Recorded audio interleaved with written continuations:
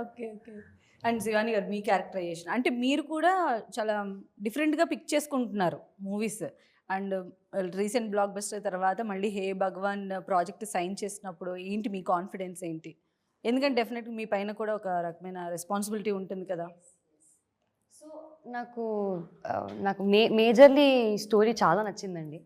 And మా combination ఏదైతే ఉండిందో ఇది చాలా fresh different characterisation, fresh approach ఉంది.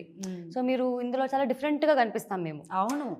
అంటే రిఫ్రెషింగ్‌గా యా కనిపించారు. Very different, very lively. చాలా లైవ్లీ. లైవ్లీ. అండ్ మా కామెడీ టైమింగ్ కానివ్వండి, ఇన్ఫాక్ట్ ఇప్పుడు వాళ్ళిద్దరి మధ్యలో ఎలా అయితే ఉందో comedy timing and all of that, నాకు సుదర్శన్ గారికి కూడా అంతే స్పేస్ ఉంటుంది comedy timing. Okay. So beautifully place చేశారు డైరెక్టర్ గారు. ఎలా ట్యాగ్ అలాంగ్ చేయాలి ఒక క్యారెక్టర్కి ఇంకో క్యారెక్టర్కి, ఎవరిని తగ్గించకుండా అందరికీ ఇంపార్టెన్స్ ఇచ్చారు. I think that was only ఇంకప్పుడే నాకు అమ్మో చేసేయాలి ఇలాంటి స్క్రిప్ట్ అనిపించింది. ఓకే. ఓకే. అండ్ మీకు నరేష్ గారికి మధ్య కాంబినేషన్ సీన్స్ ఉన్నాయా అండి? ఓకే. సార్‌తో వర్క్ చేయడం ఎలా అనిపించింది? వెరీ వెరీ నైస్ అండి. ఆయన అసలు అంత సీనియర్ యాక్టర్ కానీ వెరీ ఫ్రీ ఆన్ సెట్, చాలా కంఫర్టబుల్ టు వర్క్ విత్.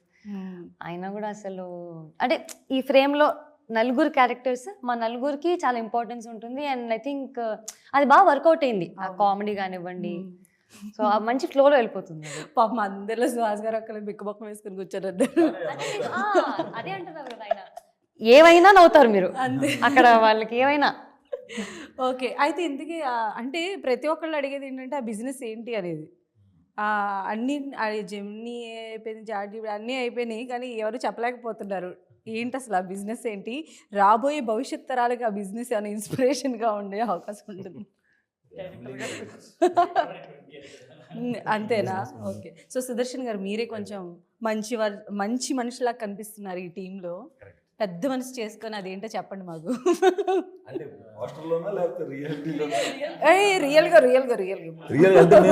లేదు, తన ఫేస్ చూసినప్పుడు నాకు అనిపించింది తనకి ఏదో శక్తి ఉంది, ఏదో ఆ పవర్ ఉంది ఫేస్ లో. ఇప్పుడు చిన్నపిల్లల్లో దేవుడు ఉంటారంటారు కదా, అలాగా కొంతమందిలో చూడంగానే కనిపెట్టేస్తారు. చెప్పండి అండి. ఇప్పుడు ఇంత ఎలివేషన్ ఇచ్చారు కదా, సో అంత ఎలివేషన్తో అది ఏంటో చెప్పండి మాకు. మీకు అంత పవర్ ఉన్నప్పుడు నేను చెప్తే ఎంత ఎంత మిమ్మల్ని ఎంత చిన్నతనంగా చూసినట్టు ఉంటుంది. నేను మీ పవర్ని తగ్గించాల్సిన ప్రసక్తి లేదు, నేనైతే తగ్గించను. ఓకే.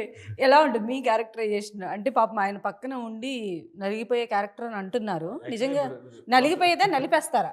పోస్టర్లో చూసారు కదా, మనోడు ఎంత స్ట్రగుల్ ఉన్నా ప్రాబ్లమ్స్ ఉన్నా సరే పక్కన సపోర్టింగ్ క్యారెక్టరే. అప్పుడప్పుడు హెల్ప్ చేస్తుంటాడు, అప్పుడప్పుడు ఆ పెయిన్ చూసి ఎంజాయ్ చేస్తుంటాడు. రకరకాలుగా చాలా వేరియేషన్స్. ఒరిజినల్ ఫ్రెండ్ ఎలా ఉంటాడో అలా ఉంటాడు. ఓకే. నవరసాలని బయట మనకి జెన్యున్ గా ఒక ఫ్రెండ్ ఉంటే మనం ఏదైనా ప్రాబ్లం లో ఉన్నప్పుడు కొన్నిసార్లు హెల్ప్ చేస్తాడు, కొన్నిసార్లు ఏంద్రా నీ పరిస్థితి అని చెప్పి కామెంట్ చేస్తుంటారు కదా, ఆ టైప్ లోనే ఉంటుంది ర్యాప్. వెరీ న్యాచురల్ గా ఉంటుంది. ఓకే. సో డైలాగ్స్ అండి, అంటే ఇలాంటి సినిమాల్లో మెయిన్ మనకి డైలాగ్స్ కదా, అంటే ఆ టైమింగ్కి రావాలి, డైలాగ్ క్యాచీగా ఉండాలి ఇలా. సో డైలాగ్స్ పరంగా ఎలాంటి కేర్ తీసుకున్నారు ఇప్పుడున్న ట్రెండ్కి? డైలాగ్స్ నా ఫ్రెండ్ మిథున్ అని కూడా ఇంకోళ్ళు ఉన్నారండి. సో ఆయన హెల్ప్ చేసి తీసుకోవడం కూడా జరిగింది.